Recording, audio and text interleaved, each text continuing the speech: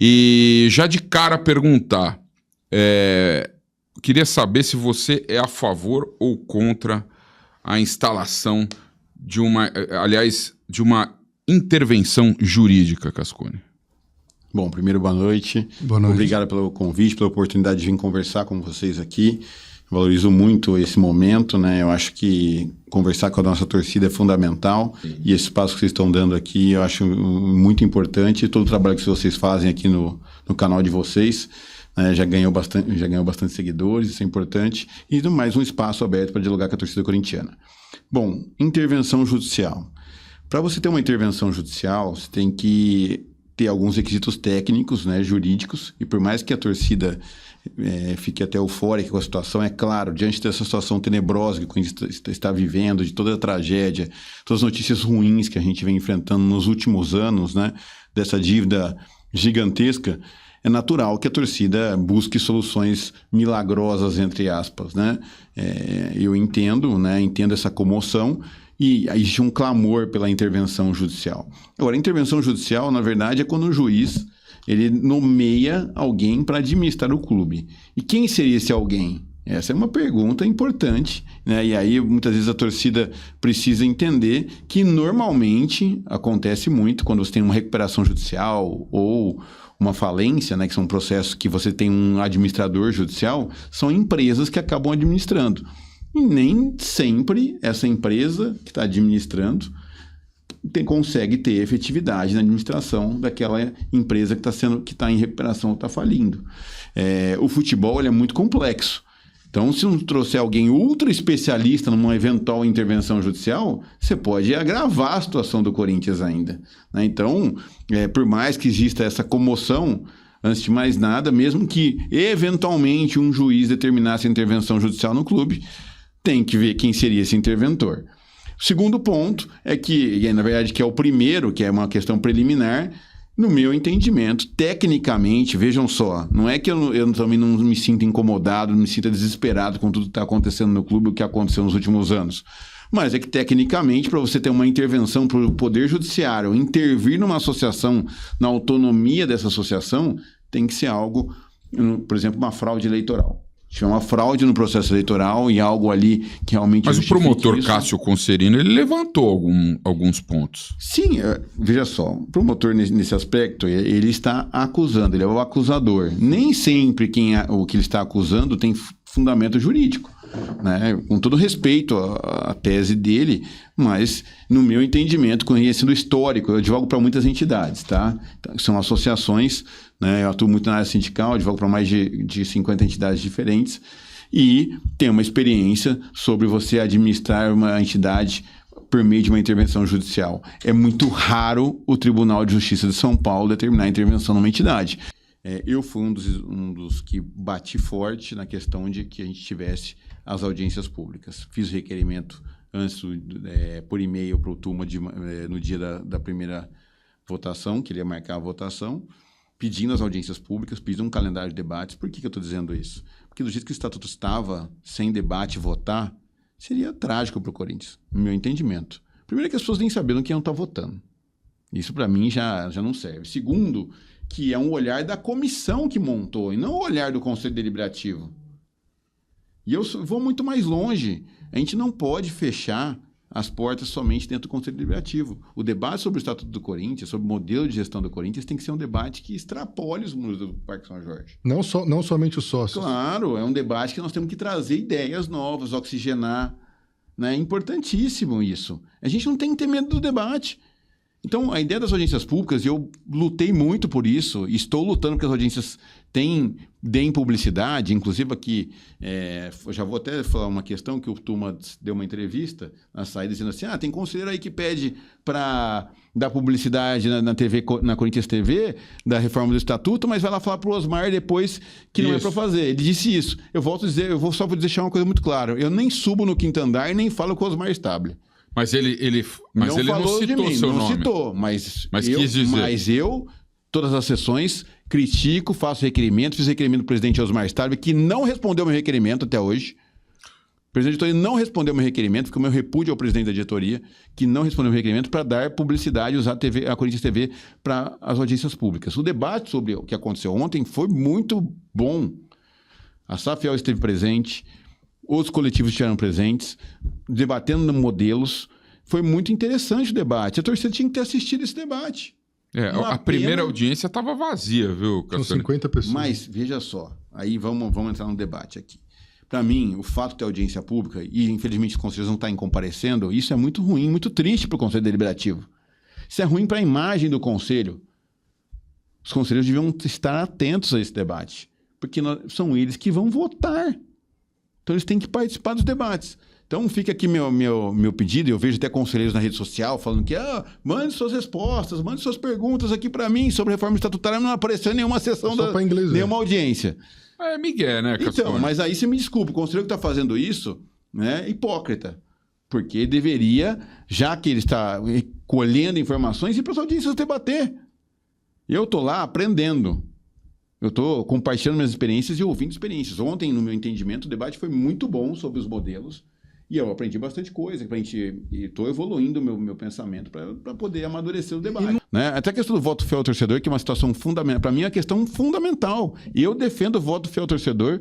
E aí eu sei que tem muita gente do Parque São Jorge que não gosta dessa ideia, que reclama, que vai me criticar, que vai me repudiar, que vai me chamar de traidor. Alguns me chamam, né? Porque minhas posições são claras. Eu defendo o Corinthians, eu não defendo as pessoas.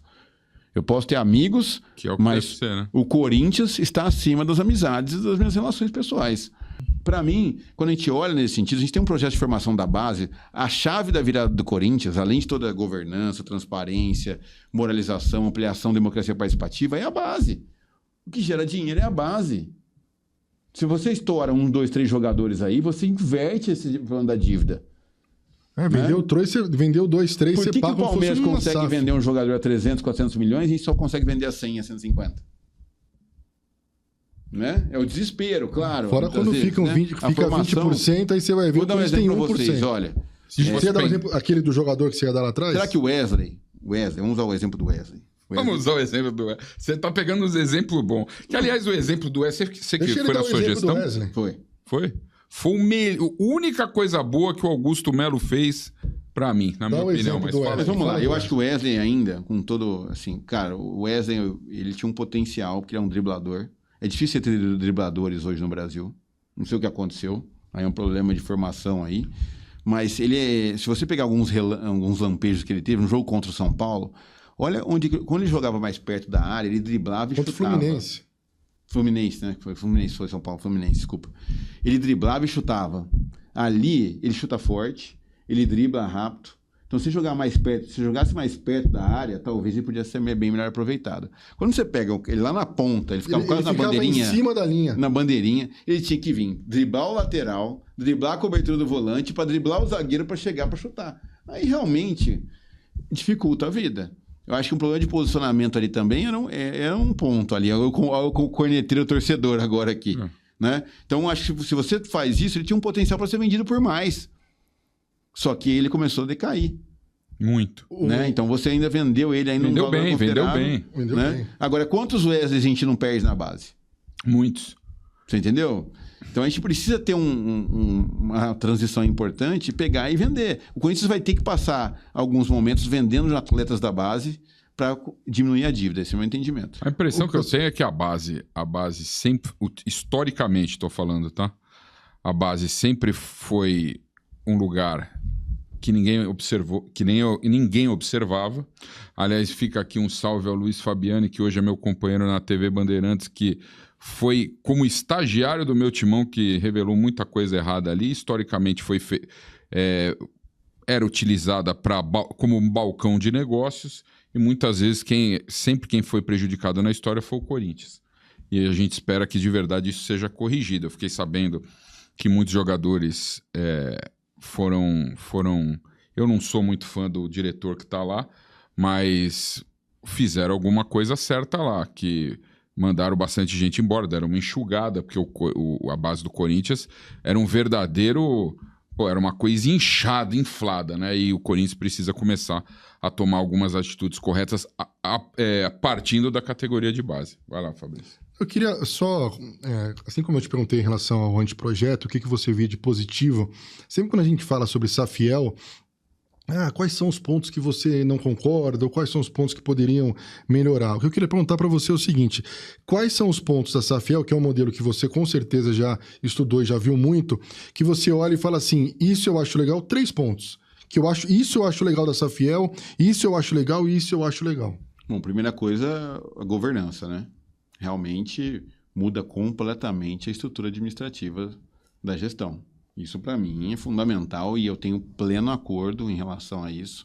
E eu acho que, nesse ponto, eles avançaram bastante no projeto e é algo muito interessante que a gente precisa extrair muita coisa dali, né? Então, esse é o primeiro ponto. O segundo ponto é uma tentativa, claro, de captar recursos para o clube.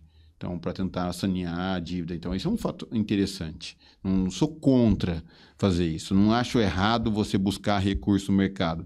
A discussão é a que custo, a que preço e como vai se dar essa relação posteriormente. Acho que estão buscando aprofundar, como eu disse. É um projeto em construção, a Safiel. Eu vi ali, realmente, eles estão imbuídos no espírito de tentar construir. Claro que tem os medos, né? Porque hoje, quando você tem o maior poder econômico, você pode decidir o rumo do negócio. Isso é um ponto que me preocupa. Agora, é claro que eles estão buscando fazer as travas e acho que eles estão tentando aperfeiçoar. E por isso que eu acho que o GT pode ajudá-los, inclusive, em relação a isso. A ideia que eu tive ali nesse sentido é de colocar as pessoas na mesa para trazer sugestões. Né? E não é uma crítica construtiva. Acho que a gente tem que buscar isso nesse momento. E acho que a gente coloca todo mundo numa sala e faz essa discussão, faz os apontamentos, com certeza a gente vai buscar a melhoria. Qualquer projeto da história, quantos carros, quantos aviões foram construídos ou projetos, e as pessoas sentaram numa sala e muda projeto, risca aqui, muda dali, faz isso, faz um teste aqui, faz um teste ali, para ver como é que é. Um projeto de modelo de gestão do clube é isso. Vamos lá no Bayern de Munique ver o que aconteceu de fato? Vamos no Real Madrid ver o que aconteceu de fato? Vamos no Green Bay Packers ver o que aconteceu de fato? Vamos ver o que aconteceu no Botafogo, no Cruzeiro? Vamos sentar aqui? Em 6 meses, a gente monta um calendário, a gente consegue olhar isso. Mas quando a gente está na emergência, vai estar do mesmo jeito. Nem a Safiel vai conseguir captar o dinheiro em 6 meses. Não é assim. Tem toda uma série de mecanismos para serem feitos, e eles mesmos já disseram isso publicamente, né? Que eles precisam de um tempo para captar, e tá certo, ninguém vai chegar da noite pro dia e botar o dinheiro lá, né? Mas você por conviver ali as pessoas, os políticos envolvidos, né, no Corinthians ali, você não precisa citar nome, obviamente, mas você acha que a galera ali, os principais ali, os conselheiros, os caras que são os seus pares ali, porque são conselheiros também, você acha que eles são suscetíveis a um projeto de SAF? Acho difícil passar um projeto de SAF hoje lá no Parque São Jorge, minha opinião. Na verdade, SAF no modelo da Safiel. Hoje a conjuntura política está bem difícil para isso acontecer, pelo que eu ouço lá nos bastidores, né? Certo ou errado é uma outra discussão. Mas o que eu estou forçando muito é o debate.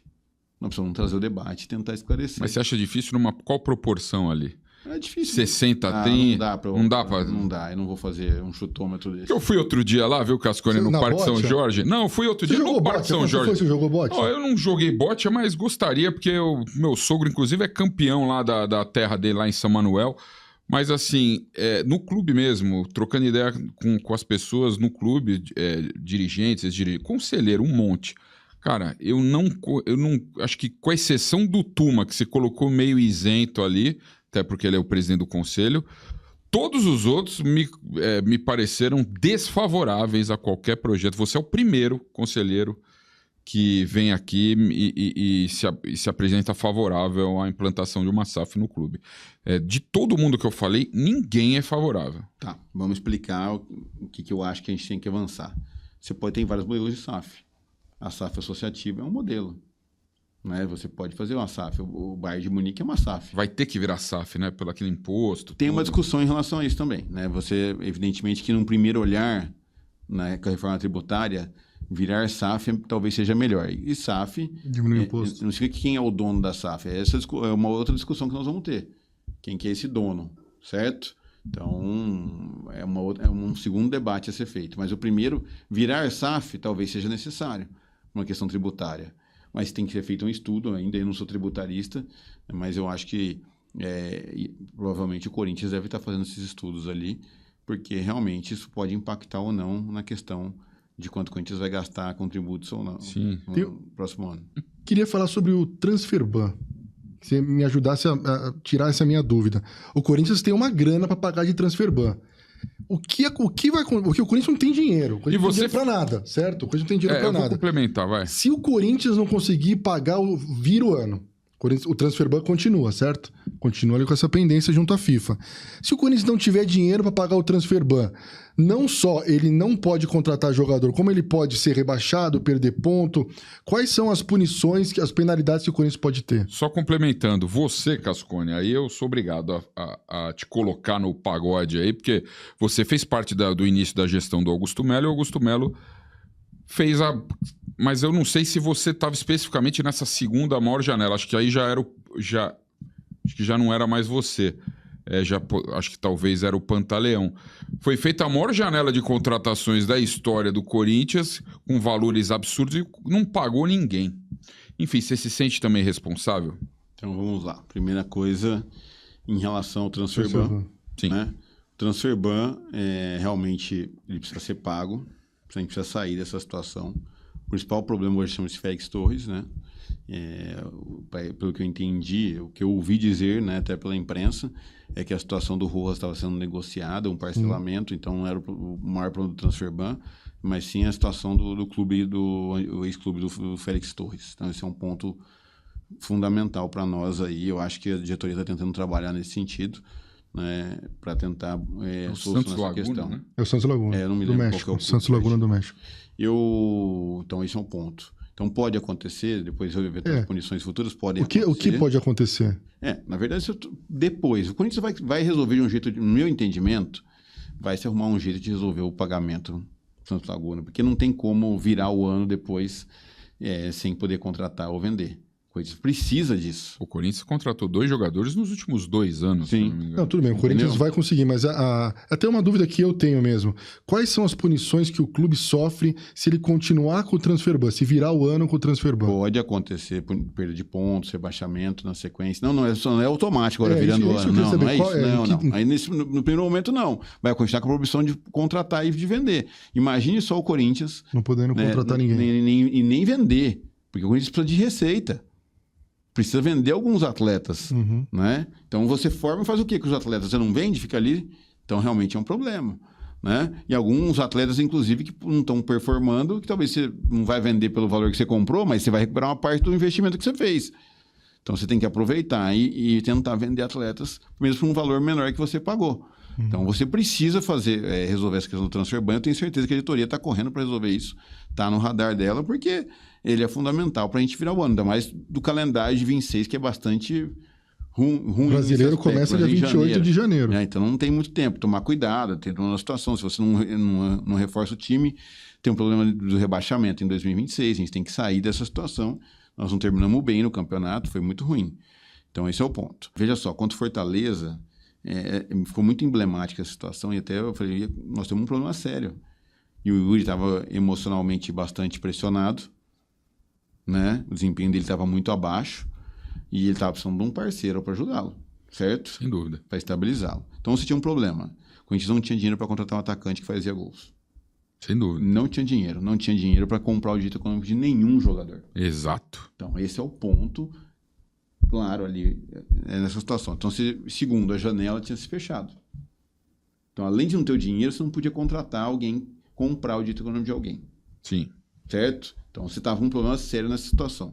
Terceiro ponto que eu chamo a atenção. No contrato do Esporte da Sorte, tinha uma rúbrica específica de um valor muito alto, você entendeu? Que era especificamente para contratar um jogador midiático. Certo. E eu falo para vocês que pelo menos entre 40% e 50% do contrato vem dessa rúbrica do Esporte da Sorte. Sim, falava em 2,5 milhões de reais. Falam isso aí. É um valor, deixa eu fazer uma conta aqui, dá um pouco mais. Quais foram os midiáticos, os nomes colocados na mesa? Não, na verdade, jogador livre mercado, quem tinha? Atacante. Não tinha. Não tinha. Não tinha jogador midiático na mesa para você usar a cláusula da Esporte da Sorte. Você não tinha. Olha no Brasil, qual é o jogador livre em agosto, atacante brasileiro, midiático tinha livre? Não, nenhum. Teria que Tinha o Gabigol, pensar, acho. assim. Não, o Gabigol não estava livre. Eu acho que não hein? estava. O Gabigol estava no Flamengo. Vamos voltar aqui. Vamos voltar. E eu falo para vocês assim, nós conversamos com a O família Gabigol do tava brigando O contrato lá. do Gabigol acabava Nós no final do conversamos com a ano. família do Gabigol, Isso é. né, sobre esse aspecto. Mas assim... Houve como é que foi? Houve essa conversa? Não, conversa para sondar, para saber como é que estava a situação, né? Mas não tinha condição de sair do Flamengo. O Flamengo queria dinheiro para liberá-lo. Tanto que o Flamengo tentou fazer uma troca com o Palmeiras, não sei se vocês lembram, Sim. né? E aí não deu certo. E o etc. Gabigol queria vir pro Corinthians. Não, isso eu já não sei te falar. Eu não conversei com o Gabigol, não tem como afirmar se ele queria vir ou não. Lógico que queria. O cara pôs a camisa do Coringão no jogo lá. Isso não quer dizer nada, né, Cascão? Mas queria. Eu acho que queria. Quando vocês conversaram com a família do Gabigol, é isso? Sim, com a gente, né? Com a família. E- Então sondamos só, pra saber qual a E situação. não teve algum feedback deles lá de que, ó... Ele falou que só saía em janeiro do Flamengo. E tinha mais 5, 6 meses aí, né? Tinha a zona de rebaixamento, né? Tinha De também, rebaixamento. meio aí, né? Então vamos lá. Então quero lembrar... Ok, não tinha jogador. Não tinha jogador, certo? Então começou por aí. Então você acionou a cláusula da Esporte da Sorte, consultou esse jogador, vocês aceitariam acionar? Eles deram um sinal positivo. Então já foi um fator considerável. Segundo, você não precisava desembolsar nenhum valor de cara. Você tinha que pagar Pra as luvas comprar. de entrada, você pagava as luvas, né? E depois você só ia desembolsar ao longo do contrato. Então tem um ponto importante aí. Segundo, quando o Memphis foi contratado, o impacto foi imediato, tanto no elenco Quanto no resultado. como na torcida. Certo. Você trouxe o engajamento da torcida muito maior ainda, inclusive. Você motivou os torcedores. Sim. Isso é meu entendimento. E aí, o impacto no resultado foi imediato, que o Yuri cresceu de produção, o Garro cresceu de produção. Houve uma sinergia ali que o Corinthians embalou e saiu da 14ª posição e terminou na 7ª. Nessa brincadeira de 7 posições, nós estamos falando de 25 milhões de reais de rede TV a mais que o Corinthians recebeu. Ok. Então, vamos lá. Esse é um dinheiro que, se o Memphis talvez não tivesse vindo, talvez a gente não teria recebido. Você está falando por ter ficado na primeira divisão. Na 7ª colocação. Na sétima, a Na diferença da 7ª para a 14ª, 25 milhões de reais. Foi o que o Corinthians rasgou no Não, domingo, é outro então. contrato. São contratos completamente diferentes. Tem problema. Perdemos dinheiro de ficar em 13º? Perdemos. Essa é a realidade. E aí eu não sei, eu queria saber se a atual diretoria falou isso para o executivo de futebol, para o treinador, que ele precisava... Esse gol do Juventude custou 8 milhões e 600 mil reais. Então, mas aí a pergunta que eu te faço é a seguinte, foi avisado o treinador? O treinador estava sabendo que tinha que ficar entre os 10? Se não está avisado, é incompetência do executivo de futebol. Não sei, acho que nem o executivo, né? Acho que é a diretoria que tem que avisar. O executivo só não tem como saber sobre o foi contrato de TV. Né? Então é um ponto Mas todo importante. mundo sabe, Casca, todo mundo sabe, isso é público. Não, mais ou menos, né? O contrato de TV não é tão público assim. Mas voltando ao assunto, Vamos você acha voltando à que história. mesmo Mas assim não, justifica? eu quero chegar nos números, porque se a gente não faz o debate dos números, Certo. a gente fica no debate do jogar pedrinha. Tá. Então, 25 milhões de TV a mais Pela posição no pela campeonato. posição. Contrato da Esporte da Sorte. O Corinthians não estava na Copa do Brasil. A gente está na semifinal da Copa do Brasil hoje, legal, tudo bacana, mas a gente nem ia disputar a Copa do Brasil.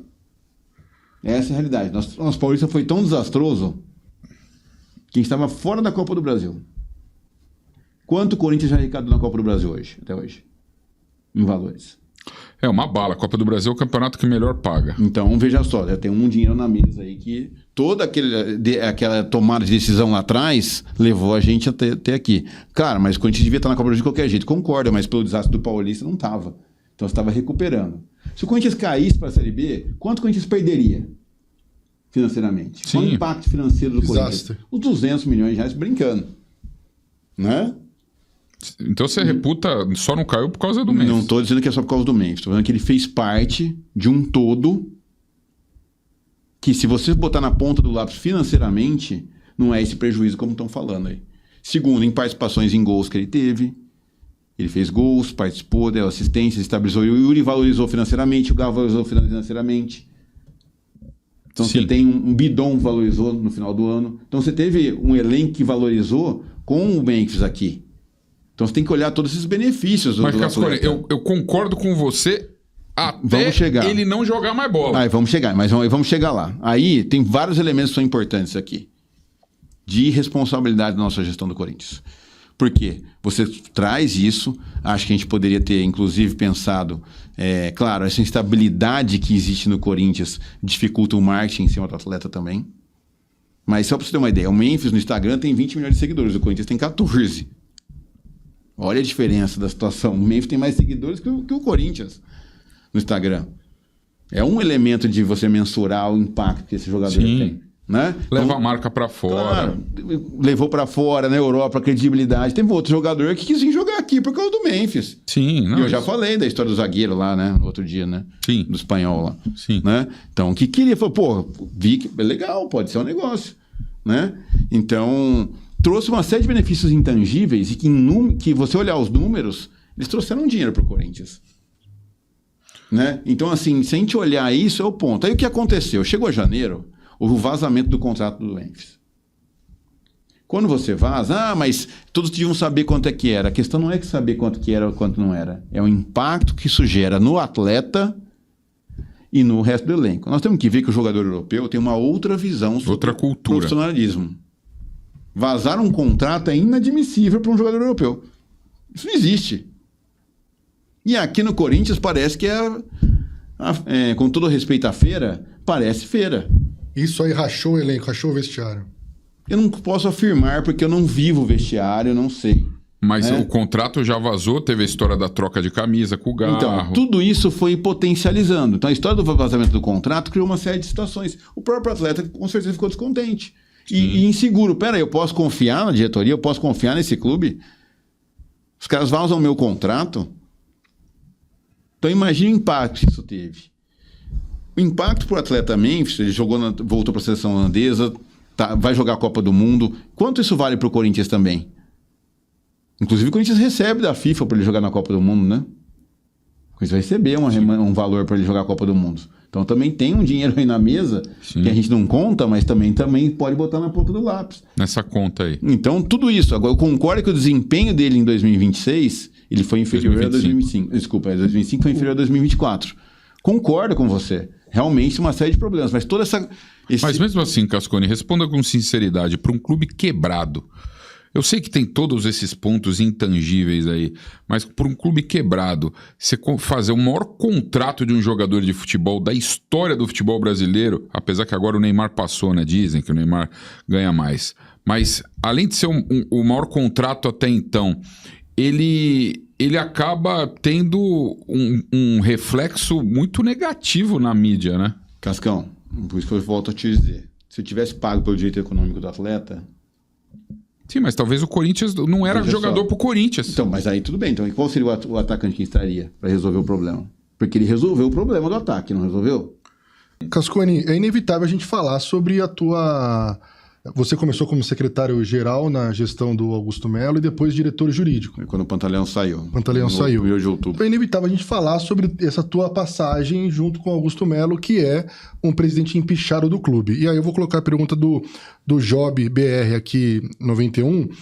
O senhor ficou bem mais de 6 meses na gestão do Augusto. Sim. Não deu para perceber que ali não era caso de se afastar ou o senhor realmente acreditava na lisura da gestão? Bom, vamos lá. A pergunta aqui do Job Júnior 91. Job, obrigado pela pergunta. Eu estava lá pelo Corinthians, não pelo Augusto. Começa por aí. Eu conheci o Augusto, tinha uma relação de amizade com ele, bastante forte. E eu lutei por profissionalizar o clube. Se você pegar meus atos lá, a todo momento, eu ajudei a participar da negociação de direito de TV, ajudei a tentar fazer a troca de material esportivo, que acabou fazendo com que o contrato da Nike crescesse. E eu tomei várias medidas para enfrentar, né, nos nossos gargalos. Eu lutei muito para que o departamento de futebol continuasse sem diretor de futebol, que a gente profissionalizasse. Mesma coisa na comunicação, no marketing. Eu defendi e defendo que a gente profissionalize os departamentos. Eu ajudei, óbvio, né? É muito óbvio isso. Mas é o básico, né? Estou falando do kit básico. Isso. Né? Mas, infelizmente, no Corinthians até o kit básico precisa ser defendido. Tentei trazer um CEO, ajudei a trazer o Fred Luz. lutei para que o Fed implementasse uma série de programas de gestão interna. Tiveram problemas internos, realmente, de relacionamento, de boicote, por parte de muitas pessoas que boicotaram o trabalho dele, né? E a todo momento eu lutei para que a gente profissionalizasse o clube. E é claro que eu vi que muitas coisas eu não concordava e muitas coisas eu briguei internamente dentro do clube, tanto que hoje eu sou chamado de traidor por pessoas ligadas ao Augusto, né? É Que me verdade. chamam de traidor porque eu defendi os interesses do Corinthians em todos os momentos. Eu tenho muita tranquilidade para falar isso. Desafio alguém a apontar onde eu agi com um dolo, com intenção de lesar o Corinthians em alguma situação.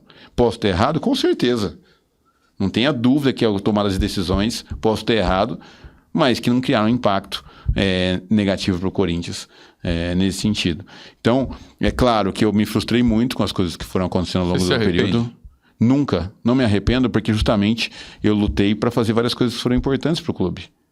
Eu posso falar para você com tranquilidade.